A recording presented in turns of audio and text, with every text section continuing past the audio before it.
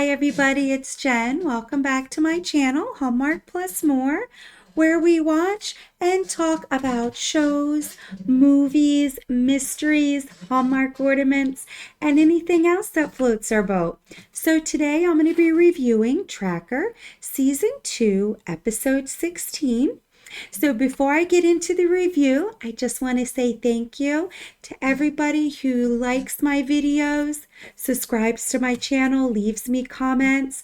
I appreciate you so much. If you have any comments or questions about the episode, you can leave them below.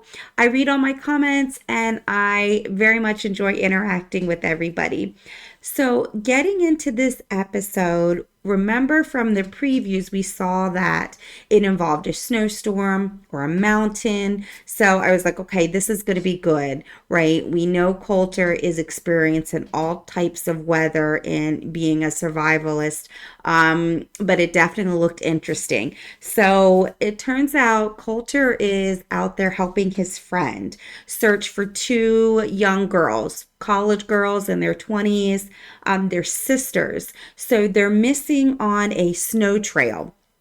So, they kind of see one of the jackets and a helmet. So they're like, okay, what happened? Do they have a fall? Why is a jacket and a helmet sitting out here, right? So they kind of split up. Coulter finds one sister, and Coulter's friend, who I apologize, I don't have his name written down, but he finds the other sister. So right away, kind of at the beginning, you see, both of the sisters are found. So and you see the one sister that lost the helmet and the jacket was the one Coulter found, and it looks like she fell and was bleeding. She hit her head. So they have no radio, but Coulter and his friend have the two girls, the sisters. So the four of them, they kind of build a fire, find shelter, to stay there for the night, try to keep them warm. So they see a little bit of smoke and they find a cabin. And it's in the middle of nowhere. Like, you see a little cabin, there's a little shed next to it. You see a snowmobile, and Coulter goes to them for help. He sees a woman standing outside, and you find out, there's two guys and a girl, and they're in the cabin. And Coulter's like, look, I found two girls, they're really cold. Can you come in? Can I bring them here? And they're like, sure. So they bring the two girls there, and they're warming up, and the people that are in the cabin, I wrote their names down: Rufus, Dash, and Amelia. And Amelia's making like a stew or something. So Coulter actually eats the stew or whatever she's making. Seem like nice people, but yet they're in the middle of nowhere. So I'm kind of surprised, right? But the two girls are lying on the bed because they're cold and they're kind of, out of it at this point. So they're resting and getting warm. And Coulter's like, look, I have a friend. He's still out there. He was going to go get help because we didn't have a radio. But now that you have the cabin and the two girls are safe, I'm going to go get my friend. Can you watch the two girls? And they're like, yeah, sure, fine. So Coulter goes out to find his friend. And he finds his friend, but he's hurt. It looks like there was a trip wire, somebody setting out booby traps, like a really thin wire. It reminds me of like magic tricks where you have the really thin see-through wire. So I'm like, okay, that kind of is strange, right? Cabin in the middle of nowhere, somebody setting booby traps. So now Coulter's friend, he's hurt. I feel like it's his leg. He can't really walk. So Coulter's like, look, I got the cabin. The girls are safe. Let's get you back there. So meanwhile, Rennie, who I love, starts talking to cousin Randy, and Randy tells Rennie where he is right now in the snowstorm, and tells him it's actually called Dead Zone Wilderness. So they actually have a name for it. And you find out throughout the episode, it's not just, a snow hill or a mountain. It's called Dead Zone Wilderness because people that go out there, they don't come back. It's like they're missing and they disappear. And you later find out the sisters went out there because I think it's a nature photographer or some kind of other person was, some kind of reporter or journalist went out there searching for whatever, the mystery of that area has, and she disappeared. So the sisters were kind of going out there to find out what happened to that person. And so you realize, like, okay, this is starting to be kind of weird, right? So the good news about that, though, is when Rennie was talking to Randy, Bobby is back. Yay! I love Bobby. He was one of my favorite characters. I love cousin Randy too, but I am so happy Bobby's back. You hear me talk about missing Bobby the last couple episodes. And Randy and Bobby kind of bicker. And I love that. It was very realistic to me. They're cousins, they're family. You can tell they have a love and care for each other, but it was kind of cute to see them bicker. And Bobby basically saying, "What'd you do?" Or, you change this. And of course, Randy's like, "I upgraded it. It's cousin customation." And I love that. I thought that was so cute. So I'm glad they had that banter, and I'm glad that Bobby's back. However, that being said, it looks like we're going to find out maybe more about Bobby's background because he still looks troubled, right? Whatever family member passed and whatever was involved in that, it seems like it's still affecting him because as much as I loved seeing Bobby wasn't himself. It seems like you can still see he's going through some kind of personal trauma. So maybe we'll see more of that in the future episodes, and hopefully Rennie and Randy and Coulter can help him get through this, and Velma, because we love Velma too. So as much as I love seeing Bobby back, I want him to be like back. So whatever's troubling him, I hope that the team can help, get him through that because you can definitely see in this episode that they care for him. So yay for Bobby being back. Coulter brings his friend to the cabin, right? Because remember, there was a booby trap. He hurt his leg. So Coulter's like carrying him to the cabin. They get to the cabin. Nobody's there, right? Everybody's gone. The two guys, the girl, both of the sisters, they took them somewhere. So then I kind of get goosebumps. Like, this is scary. I feel like I'm walking into a horror movie, right? In the middle of nowhere, you see these people and all of a sudden they're gone. And so, like I said, I got goosebumps. I'm like, okay, I'm not liking this. So I told you there was a little shed by the cabin. So Coulter obviously looks around like, I don't know these people, but they seemed nice. They said they take care of the girls. Now all of a sudden they're gone. However, I told him if I wasn't back in the morning to go signal help since they didn't have any radios either. They told us the snowmobile didn't work, but they must have had like an ATV or something. So he looks in the shed and he sees an old couple tied up and killed. So then he starts looking around in the drawers in the cabin and he sees like a binder and a photograph, and it's the couple. So it's making you believe, okay, they rent out this cabin, or this cabin is theirs. So who is Rufus, Dash, and Amelia? Because they killed this couple, and Coulter says the couple's been dead for a couple days. So now I'm like, okay, now I'm a little concerned, right? Who are they? They obviously lied to Coulter. They seemed nice, but they killed the couple that lives in the cabin. What are they doing out here? What do they do with the girls? Where are they, right? So, like I said, right out of a horror flick, because I'm like, nothing can be good. Nothing good can come out of this. So, you're just kind of wondering, like, what all of this is. And then they kind of go out and you see somebody shooting at them. So when he goes to find his friend and finds out he's in this booby trap, Dash Rufus and Amelia and the sisters and the girls are all in the cabin. So who's shooting at them? So now they go back to the cabin and they're gonna tell them like, hey, somebody was shooting at us, and they're all gone. So who are they working with? Because whoever was shooting at them is not the three people in the cabin with the girls. So now I'm just like, okay, we got to find out so much more, right? Coulter doesn't take him long. He goes in the shed, finds something, fixes the snowmobile, right? So, obviously he's going to do that. No doubt in my mind, I'm like, yeah, that's going to be his transportation. As soon as they told him, oh, yeah, that doesn't work, I'm like, yeah, that's what he's going to use at the end of the episode. And he does. But he leaves his friend in the cabin. He's like, look, I got to go find the girls. I don't know who was shooting at us. I don't know why they killed the couple, but I have to save the girls now. Like, now I think Coulter's like, what the heck is going on? What did we walk into? So the friend stays at the cabin. Coulter takes the snowmobile. He goes to, it looks like a large house, or maybe it was part of his shop, but there's like this garage.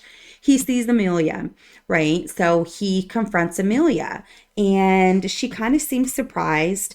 And she goes, the girls are, with Rufus and Dash, they're taking care of them. And he says, you got to leave, right?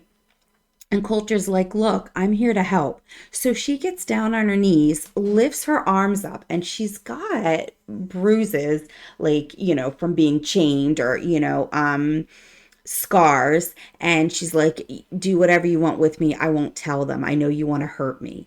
And I was like, okay, yeah, this is some sicko out of a horror flick, right? I'm like, what is going on? And Coulter had to tell Amelia, like, look, I'm not here to hurt you. I don't want to do anything to you. I'm here to help you. What is going on? And then Coulter was like, oh, okay. Did he take you too? Like, what's going on? And you find out, Amelia says, they took him to Father Amen or Amen. That's where the girls are.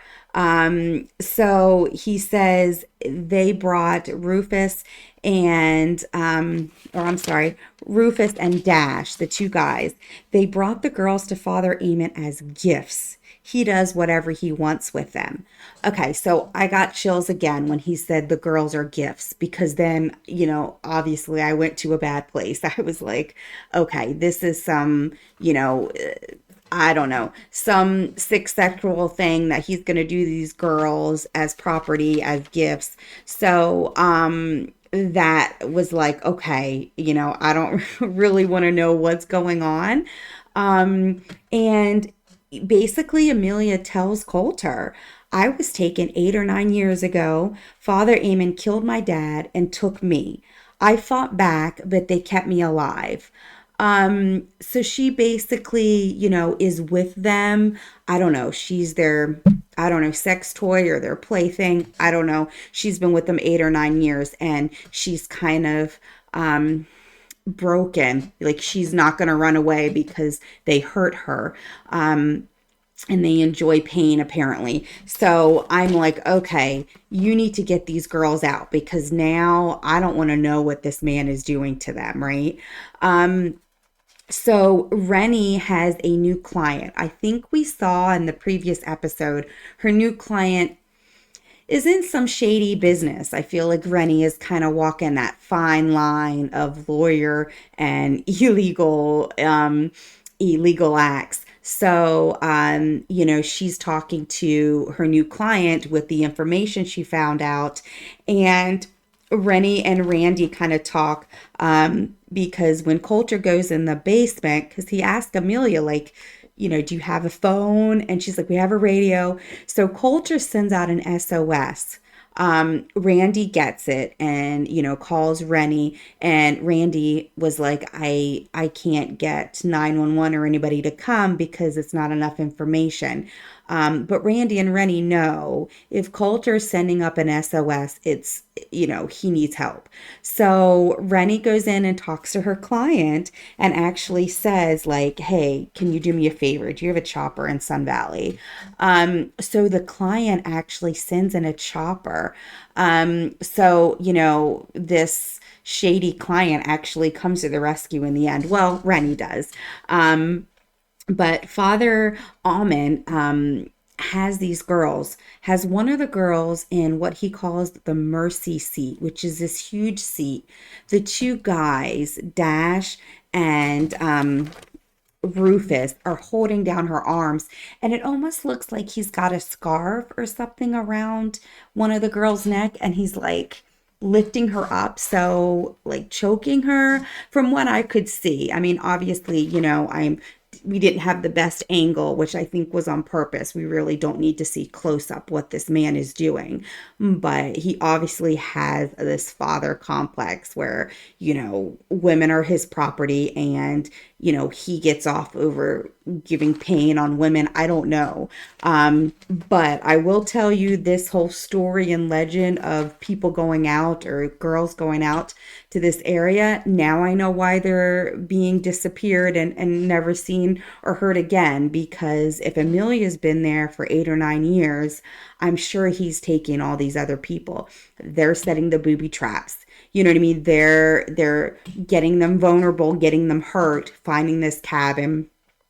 So, definitely, I don't know how many other victims he's had, but when he starts putting her in the mercy seat and they're all grinning and smiling, I'm like, okay, this is not good. Um, then Amelia comes and says, "Oh, Father, I thought you would like some tea." And the father was like, "I didn't want tea or coffee. I thought you could use a coffee break." So father kind of looks at Amelia, and I'm like, uh-oh. Because Amelia told Coulter, like, "I'll try to stall." So I was like, okay, this isn't good. Like, they're in the middle of, I don't know, putting one of these girls through pain in this mercy seat, and she's interrupting with the coffee break. So you find out, they figure out something's going on. They actually have like weapons, these rifles, and they're all hiding in the corners. So either Amelia told them Coulter's in the basement, or they figured something was going on. Coulter comes up. The sister kind of like eyes Coulter and is like, there, there, and there, So Coulter kind of knows where they are. He comes in, he has this shootout with them. They're hanging Amelia. So, like, one of the sisters is in the mercy seat. They think there's something up with Amelia because she randomly gives them a coffee break to kind of stop them hurting the girls in time for Coulter to save them. So, like I said, they caught on, they grabbed their rifles, they went in the corners for the shootout. So Coulter thankfully gets to Amelia, takes her down from the wall, or from the ceiling, because they're hanging her while they're having this shootout. And then you see the chopper come. So you're like, okay, they had this shootout. They shot the father. He fought with the other boys. They're being arrested. So the chopper comes out. They're taking the girls in, and he gets handed like a stat phone. And of course, it's Rennie. And like, "Hey, Coulter, you okay?" And all Coulter was like, "Thanks for the chopper," which, a man of few words. But he's standing next to Amelia, and he says to Amelia, "You're going home." And I got choked up when I heard that, because to hear Amelia's story and to see her bruises and to imagine what her life was like for the last 8 or 9 years, being held hostage or captive as like a prisoner to this terrible man who's been doing these horrible things to her and so many other victims. I mean, I just can't imagine, to see your father killed and then being held as some kind of, I don't know, sex slave to be tortured and in pain, and then seeing it happen to other people and being a part of it. It's got to be terrifying. So that got me choked up when he was like, "You're going home." I hope she has family to go home to. I hope she gets counseling. So definitely a happy ending. My favorite part of the episode was seeing that Bobby was back. Um, that's always, I enjoyed knowing that he's back. Because remember, at the beginning of season two, Teddy, Velma's wife, doesn't come back. Like, they just kind of mention it in the first episode, and then nothing. So they open it up to maybe Teddy coming back in season three if the actress wants to come back. Since they haven't really said a lot. I mean, Velma is by herself, but they haven't really fed big storylines into that. So I feel like they're leaving that open for possibly her coming back in season three. But they didn't say anything about Bobby until they mentioned it once last episode. So I was nervous he was gone. So I was so happy to see him back. That was my favorite part. The horror story, whatever was going on with the father and what he was doing, was terrifying to me. That was not what I liked about the episode. I liked Rennie helping, loved seeing Bobby, loved seeing Coulter helping people. But definitely a great episode. I love the characters. They portray them so well. They really make them come to life. So it makes me believe everything that's happening. I hope you enjoyed the episode. I hope you're happy Bobby's back just like I am. If you have any comments, you can leave them below, and I will see you next time. Bye.